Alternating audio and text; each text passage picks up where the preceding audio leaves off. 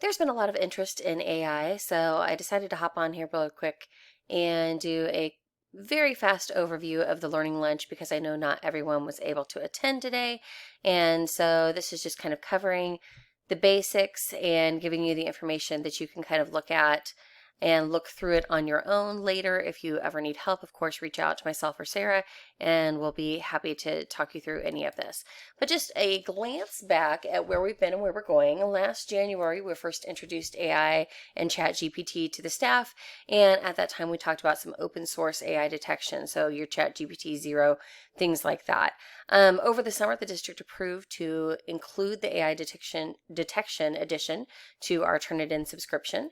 And also over the summer, the librarians worked together to develop some guidelines surrounding AI. We shared that with curriculum specialists in the ITS department, and it was approved by the district. And so it was shared out at our back to school meetings. I know Kayla had shared it in one of her presentations, and then I had a Q&A here in the library for those that were interested. Starting in August, running up until right about now, we've been working with all students on grade level specific plagiarism and academic integrity lessons. We do this every year, but this year we added an AI focus. In those lessons, we tried to pull out the AI discussion and actually have that dialogue in person with kids, go over that content with them, and ask them for any clarifying questions. And the kids had quite a few really good questions.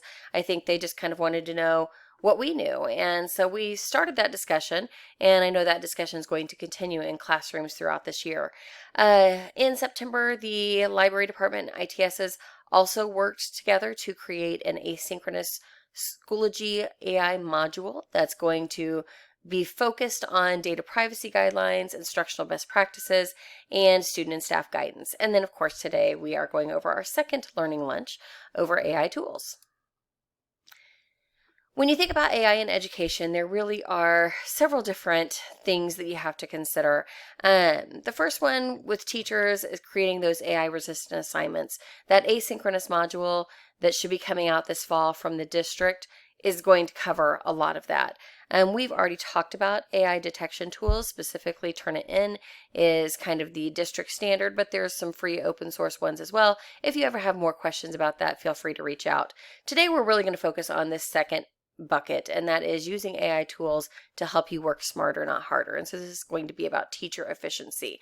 As far as students using AI, we're going to get there. As using AI responsibly, we've started that discussion, like I said, with the plagiarism talks, but eventually we'll get to talking to kids about how to cite AI, and teachers should be talking to kids about when it's appropriate to use AI and when it's appropriate to not use AI, and having those conversations with kids. So this is something we created for our staff that has some of our favorite AI tools. We could create 10 sheets that have this much stuff on it because there's just that much out there right now. And a lot of it's really cool. A lot of it's not as cool. Some of it's just okay. But we tried to pull the best ones. We tried to pull ones that are free, or at least free today. That doesn't mean they'll be free a week from now or a month from now or 2 months from now. Because this is a very shifting landscape, we can expect that some of these free services might change in the future, and we'll just have to kind of deal with that when it happens. Up here at the top, we gave you guys a tool key to let you know, is this something that's generating lessons, presentations, assessments? Is it used as a study tool for gamification? And then, of course, we starred some of our favorites. We've designed this in a way that if you click on the icon itself, it should take you out to that AI tool so you can log in and begin playing. And if you click on the example, it is merely just an example of a picture from something we've done. We're using that mostly in our presentation, but if you're watching this on your own time and you want to see an example of the work, you can, but I would probably just go ahead and click on the logo and start playing. We tried to give you guys a little bit of a description on what each one of these can do. I'm going to point out a few of my favorites and leave it to you guys to look at the rest. Magic School AI is definitely the one that everybody's talking about. That's the big one. That's the one that is really geared at and focused on teachers and focused on education. And you'll see why in just a minute, because it has so many different things that are tailored towards what we do. I think special education teachers are going to love this because it has some great stuff for you. Everybody who's planning lessons, everybody who's writing rubrics, everybody's going to find something in here I think they like. They are constantly adding new little tool filters, new little tools that it can do for you. So new this week, a YouTube video summarizer, YouTube video question generator. I played with this one last night and put in a YouTube video and asked it to create some multiple choice questions, and then some true false, and then some open-ended. Some of them were definitely questions I would use with kids. Some were not. And but just like anything you're using with AI, you're going to take the good and you're going to ignore the rest of it. This science lab generator I kind of played with and thought looked pretty cool. The academic content generator, that would basically be ChatGPT, but allowed in school. As you know, ChatGPT is still currently blocked in our building, but if you go in with this academic content generator, that's going to essentially do the same thing. The rubric generators I think are really helpful. Math story problems. This one I wanted to point out, AI resistant assignment suggestions. So you can go in here and you can level up your grade and you can give a description of a current assignment, and it's going to then offer suggestions to you. So I could say, we always write a paper about the Industrial Revolution, and just see what happens and what it's going to suggest to make that a little bit more AI resistant. Let's see what we get. How to update this.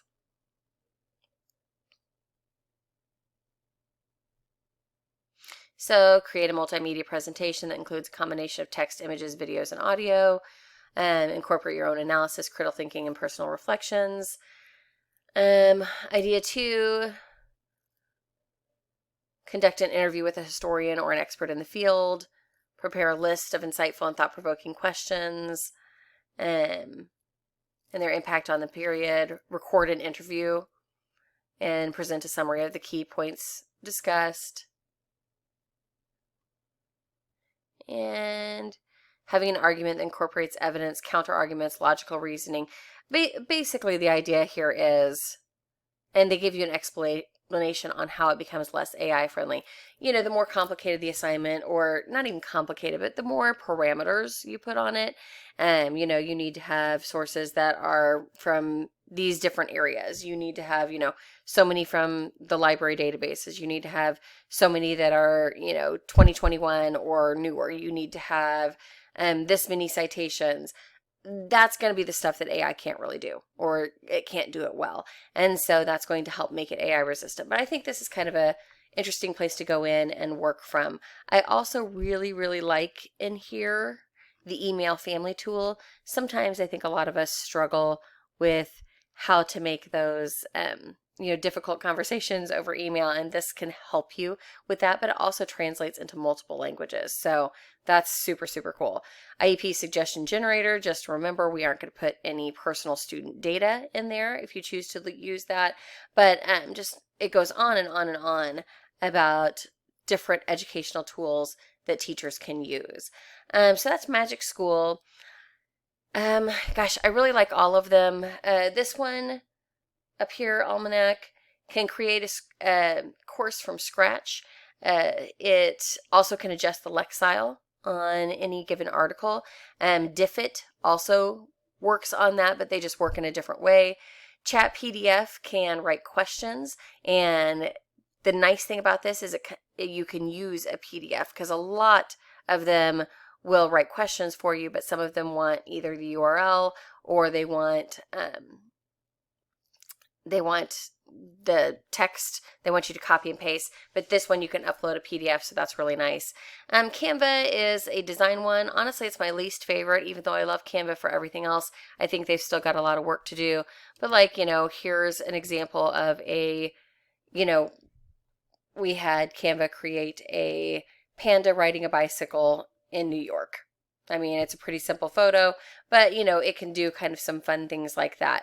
Stable Diffusion works similarly, except for instead of theirs being photos, there's more like artwork. And so here's one I made yesterday. I actually made a compilation because I liked them so much of Travis and Taylor Swift out on a date enjoying some Kansas City barbecue. And so here they are in like an anime cartoon style. This I think was like fairy tale romantic. This was the Renaissance, so you could choose which style of artwork you wanted them to be in. But I thought that was kind of fun. Gamma, I really like. Gamma can create presentation decks and web pages, documents. So here's one I made on The Great Gatsby, and I didn't give it the content. If I had given it the content, I'm sure it would be even better. But I just said, you know, can you create a really quick presentation about an introduction to the 1920s and Great Gatsby? And it kind of went through and picked, you know, a little bit about the Roaring Twenties, a little bit more about the Great Gatsby, a little bit about, you know, societal changes, impact on literature. If I had wanted it to be longer, I could have fed it more information or asked for more, but I thought that turned out pretty nice, and it took me about 5 seconds. Quizalize takes any of your quizzes and makes them into a game, like true gamification. You know, you can play basketball or you can play soccer, and if they get the answer right, they get a chance to shoot the hoop and all of those kinds of things. Eduaid is similar to Magic School in that it runs lots of different lesson plans, rubrics, things, but it has a little bit of a different take on things, and it's focused on like debates and games. I don't know how to pronounce this one. I don't know. I'm not even going to try.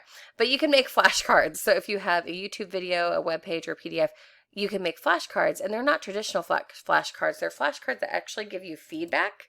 And so here's an example of one. It made a flashcard. What does this stand for? Here was my answer. I got it correct. It says, here's what you got right. And then it gives me more information about that. So if I'm a student, I can really use this as a study tool to kind of learn and advance my knowledge. Even if I get the answer correct, it's going to give me more. Goblin Tools is kind of fun and a little bit different than everything else because its focus, sorry guys. Its focus is breaking things down so you don't. It's basically trying to help you become more efficient. I really liked this formalizer. You could put any of your text in here and convert it to be more professional, more formal, more to the point, less emotional. And I liked this judge. I thought this was funny. You could put like an email in here and have it judge your tone. And it came back and told me, okay, you know, this part of the email kind of sounded a little, you know, brisk, and this part of the email sounded enthusiastic. And so if you're ever wondering how your writing comes off, I think this is just a fun little tool to use. I'm not going to go over all of them because you guys can do that on your own, but hopefully this is a starting point for those of you who were unable to make it today. And like I mentioned, feel free to come up, talk to me, talk to Sarah. We'd love to talk to you guys about it. I'm sure we will revisit some of this later this year, and have a great day.